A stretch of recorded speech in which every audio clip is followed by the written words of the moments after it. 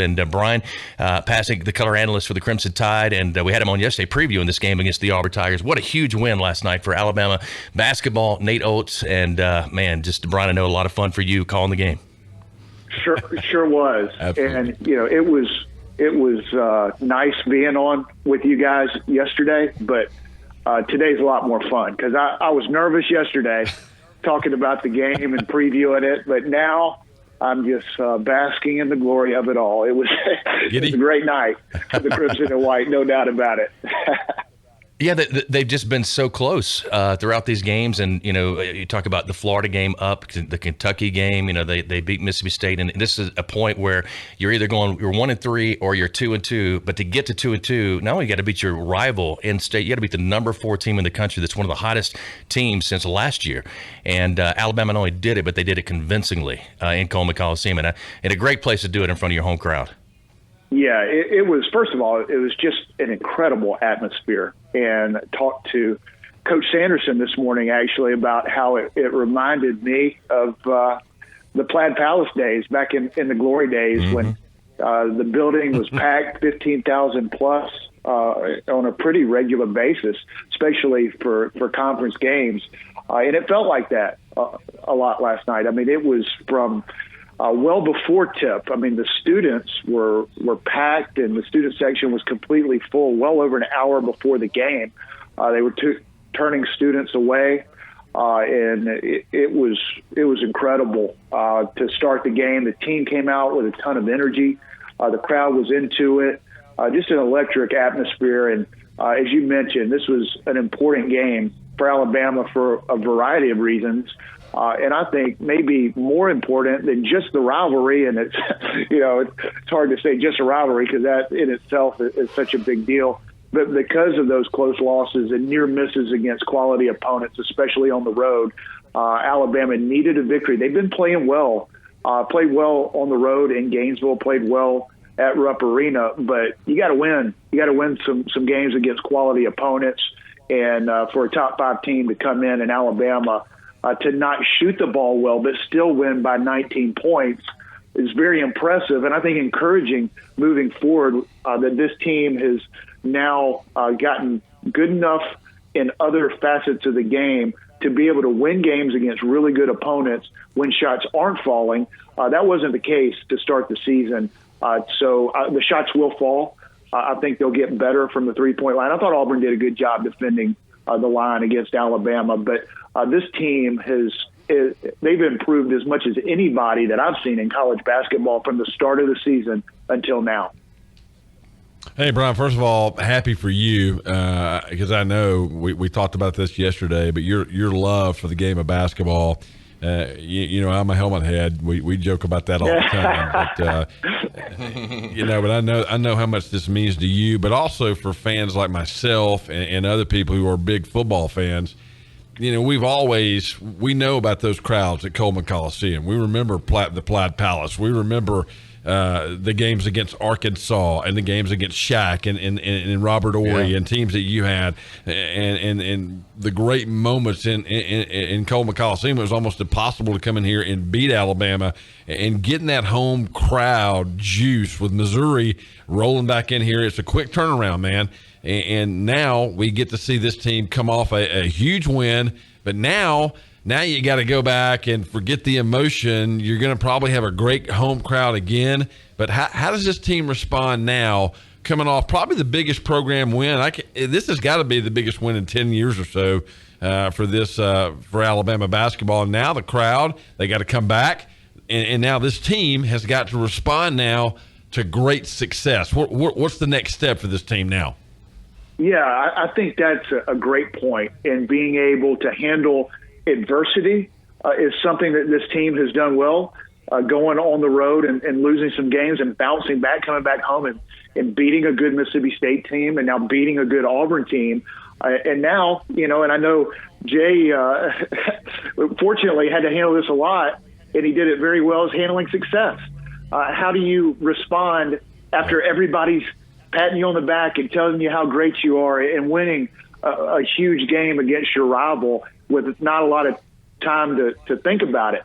It's important for Alabama to come back to practice today, and practice hard, get ready for a solid Missouri team, an up-and-down Missouri team. They pounded Florida at home and then went on the road and lost big. And, this is a team that you're not sure exactly how they're going to play in Missouri, but hopefully Alabama will continue to play at a high level.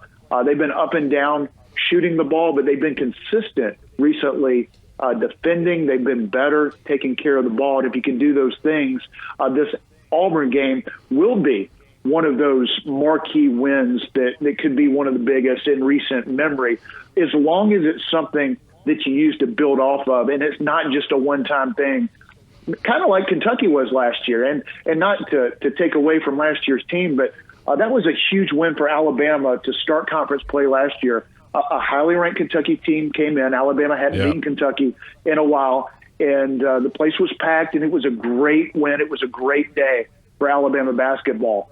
But that wasn't something that they were able to build off of and work their way back into the NCAA tournament. Will this Auburn game be that not only marquee game for Alabama, but will it be a building block? And I think we'll look back on this season as this game, how important it was, will be determined by how Alabama plays on Saturday against Missouri. How well do they play on the road in a place that's been tough for Alabama to play over the years, in Vanderbilt next week, coming home and playing a solid Kansas State team? Can you build off this win? Can you gain momentum off of it? I think is really important for this team.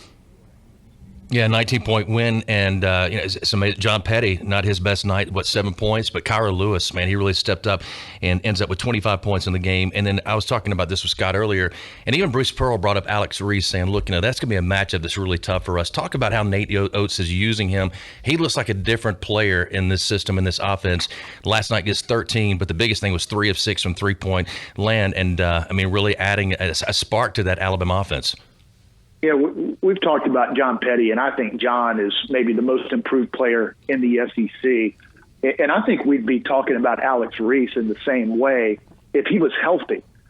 This guy has been so banged up, and a lot of guys that don't have the toughness that Alex has showed this year may not be playing right now, may be done because of all the things that he's dealt with, a hip injury, ankle injury that's kept him out of some games and practice time, a lot of practice time. Went knee to knee yesterday, painful situation yesterday. We had to come out of the game and go back to the locker room. But as he's done all year, he came back in and continued to battle. But Alex is a player that's really perfect for what Nate Oates wants to do. A stretch power forward that can stretch the defense, shoot the three, and he's also really worked on his body and gotten in shape. He's able to penetrate off the dribble and take it to the basket. We've seen him dunk in traffic, left hand, right hand, making moves to the basket that we just didn't see in his first couple of years.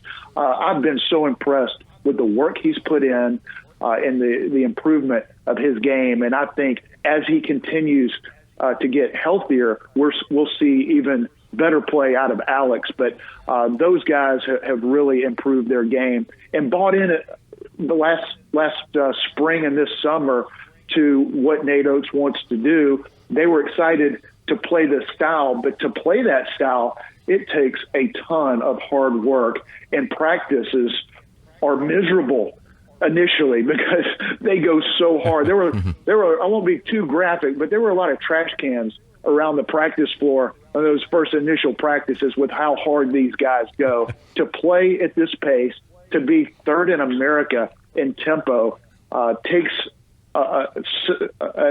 just an incredible amount of effort and time and in the practice gym. And those guys have put it in. They paid a price, and now it's starting to pay off. They're starting to get used to the way that Coach Oates wants this team to play, and we're starting to see it on the floor, and it's been a lot of fun to watch.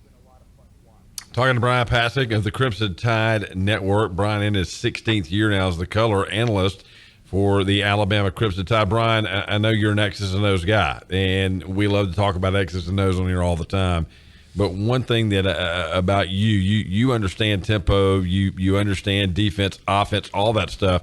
When you saw Nate Oates come in and then you saw this team practice, Are you surprised that it happens so quickly? Because usually it takes to play this style, it takes a whole lot more than just 15 or 16 games. A lot of times it takes 18 or 20, 28 games and maybe a full season to finally get in shape, understand what you're doing, your roles, all that stuff.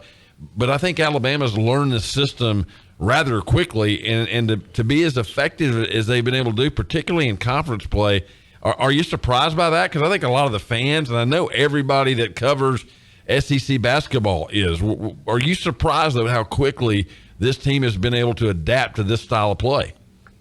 Yeah, I am to an extent. Now, I will say this. Avery Johnson left the program in really good shape.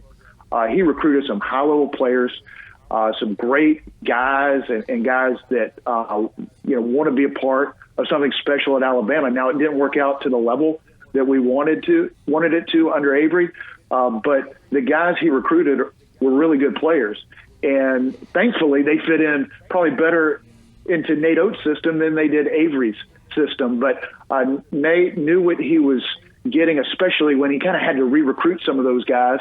But once they saw how he wanted to play and how they were able to fit in, they bought in immediately, went to work, and it's starting to pay off. Now, it was a little slow in the beginning, transitioning to this style. There were mistakes offensively in turning the ball over. They hadn't quite hit their stride defensively. There were injuries. There was a tough schedule. So now this team is starting to play much better in all facets. And I agree, it is hard to do that. You look at Georgia last year. Tom Crean, a Final Four coach, comes in. Yep. And tries to put in a new system, and they never got it going. And they had some talent, and I think they set a school record, not in the right way, in the wrong way. I think they had the least amount of conference wins that they've ever had. Now, nobody's going to question Tom Crean as a coach. He can really get it done, and now they're starting to turn it around. But I think what that shows you is how hard it is, and your question is a great one, because it's not easy to radically change your style of play in just one season. And it looks like, and hopefully Alabama's been able to do that, and this Auburn game will send them in the right trajectory in that regard. They got to continue to do it, but this team is definitely playing much better now than they were early in the season. 83-64, big win for the Crimson Tide. I know, Brian, happy about that. And I will see you at Spartan Arena coming up tomorrow night with Mountain Brook and Spain Park. So am I going to be on tomorrow to preview the big Mountain Brook girls versus Spain Park game? I'm ready. I got my notes ready. So Sarah versus Sarah. Call me. Come on in the studio, brother. Come on in here. Let's talk some hoops. No, I do. Hey, thanks for joining us. I do want to be on the studio soon. So I appreciate you having me, guys. Enjoyed it. Most definitely. Always. See you, buddy.